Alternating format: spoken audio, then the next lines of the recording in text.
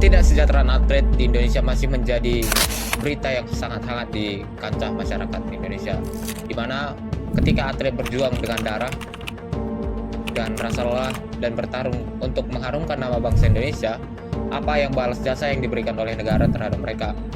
Bahkan saat mereka masih aktif dalam membela nama dan mengharumkan nama bangsa Indonesia, bangsa dan negara tidak serta ikut dan berpartisipasi aktif dalam mendorong mereka untuk mendapatkan prestasi-prestasi yang lebih gemilang lagi.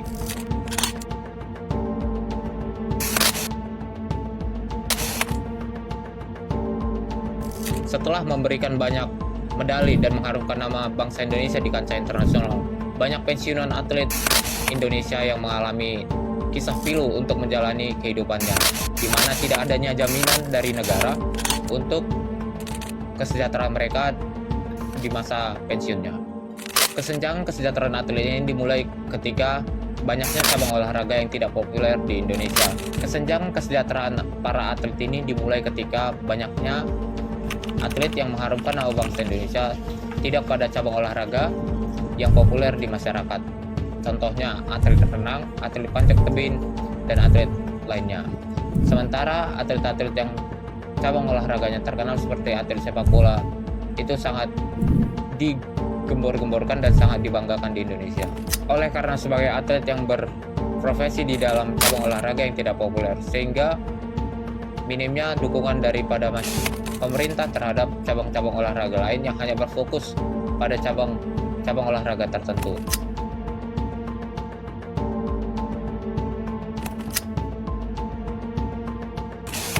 Selain minimnya partisipasi aktif dari negara terhadap atlet-atlet dan pensiunan atlet dari cabang olahraga yang tidak populer ini, ada juga masalah dalam pembagian bonus dan juga sponsorship yang diajukan untuk para atlet-atlet di cabang olahraga yang tidak populer, sehingga memungkinkan para atlet dan cabang-cabang olahraga tidak populer ini untuk tidak bisa memperhatikan masa pensiunnya.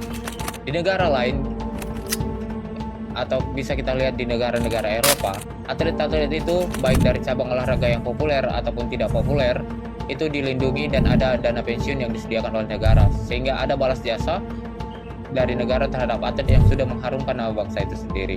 Oleh karena itu sudah saatnya Indonesia berbenah tentang sistem keolahragaannya, di mana dari mulai transparansi dana, persiapan dana pensiun, dan juga partisipasi aktif negara dalam menjamin kesejahteraan dan kesehatan para pensiunan atlet di cabang-cabang olahraga yang tidak populer yang sudah mengharumkan nama bangsa Indonesia untuk lebih diperhatikan lagi.